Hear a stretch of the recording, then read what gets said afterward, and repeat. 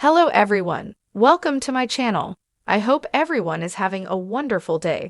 Before starting the video, please go ahead and hit the subscribe button and give this video a like up.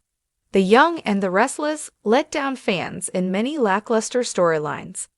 There are 5 worst Y&R plots to consider from Phyllis Summers, Michelle Stafford, Desperation to Chelsea Lawson, Melissa Claire Egan, Spiraling, and Kyle Abbott's Michael Miller, entitled Pouting. Many plots left viewers let down, and we're certainly hoping for better in 2025.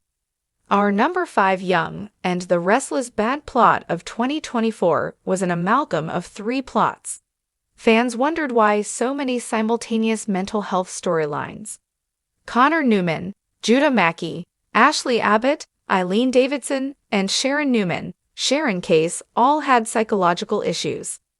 The simultaneous unfolding of these 3 storylines was a misstep, as it diluted the impact.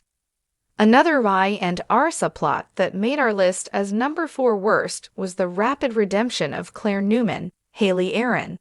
Her transformation on Young and the Restless, going from a criminal to a saint, was too swift to be legit. Young and the Restless really annoyed fans, having Phyllis Summers run amok. Her cringe antics chasing Danny Romalotti, Michael Damian, ranked as our number 3 worst plot of Y&R for the last year. Many fans found it hard to stomach. Y&R also saw Kyle Abbott's Michael Miller tantrum-filled nepo brattiness annoying. It ranked as our 4th worst plot on Young and the Restless. He betrayed family and didn't earn the redemption he was handed. Despite his disruptive behavior, he was rewarded with a co-CEO position. That didn't sit well with the audience.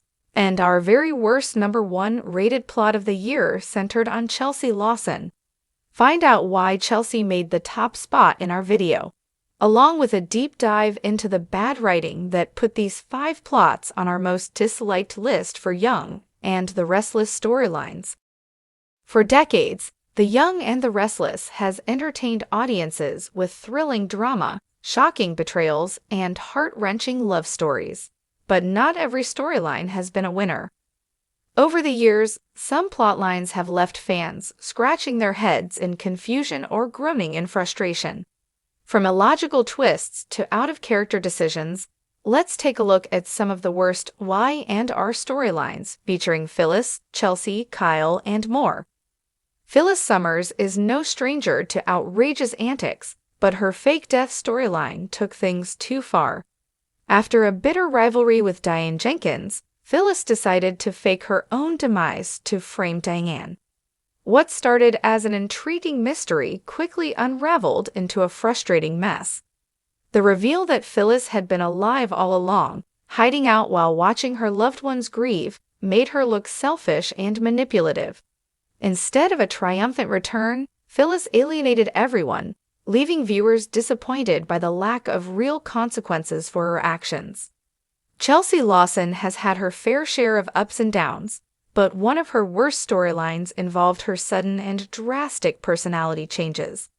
She went from a con artist to a devoted mother, then back to scheming mode with little explanation. The worst offender was when she framed Adam Newman for attempted murder, drugging, and setting him up in a ridiculous twist that felt forced rather than natural. Fans couldn't understand why Chelsea would go to such extremes, especially when she had been on a redemption arc. The storyline damaged her character's credibility and made it hard to root for her afterward. Kyle Abbott's paternity saga is one of the most exhausting plotlines in recent Y&R history. After growing up believing Jack Abbott was his father, Kyle suddenly had his parentage questioned thanks to a convoluted storyline involving Theo Vanderway. The back-and-forth DNA tests and shocking revelations felt repetitive and unnecessary. Instead of giving Kyle meaningful development, the writers used his storyline as a vehicle for more baby switch and secret child drama, something Y&R has overused for years. Ultimately, the entire plot felt like a rehash of old material, rather than something fresh and engaging. One of the most controversial storylines involved J.T. Hellstrom's shocking transformation from loving father to an abusive monster. While Y&R was attempting to highlight domestic violence, the execution was flawed. Fans were outraged by the sudden shift in J.T.'s character, making him unrecognizable from the man they had loved for years. Then, when Victoria, Nikki, Sharon, and Phyllis covered up his supposed murder, the story spiraled further into ridiculous territory. J.T.'s miraculous survival and the convoluted courtroom drama that followed only made things worse. What could have been a powerful storyline about domestic abuse awareness turned into a plot riddled with inconsistencies and over-the-top theatrics. Adam Newman is the king of coming back from the dead, but his repeated resurrections have gone from shocking to laughable. While soaps are known for bringing characters back, Adam's constant cycle of dying and returning has diluted the impact of any supposed fatal twist. Whether it was the explosion that allegedly killed him or being presumed dead in Vegas, each return felt less dramatic and more predictable. At this point, fans hardly react when Adam dies because they know he'll be back sooner rather than later. Summer Newman and Kyle Abbott's love story has been a roller coaster, but not in a good way. The on-again, off-again nature of their relationship became exhausting rather than entertaining. Whether it was Kyle waffling between Summer and Lola, or the endless drama over outside influences, the couple never had a chance to develop in a meaningful way. Every time they seemed happy, the writers threw in another unnecessary obstacle. Fans wanted to see a more mature and evolved relationship rather than repetitive breakups and reconciliations.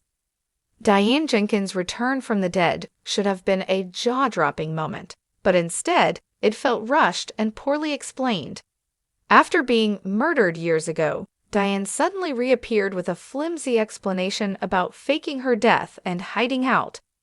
While her return created initial shockwaves, the storyline failed to capitalize on its potential. Many characters simply accepted her return too easily, and the fallout felt lackluster compared to the build-up.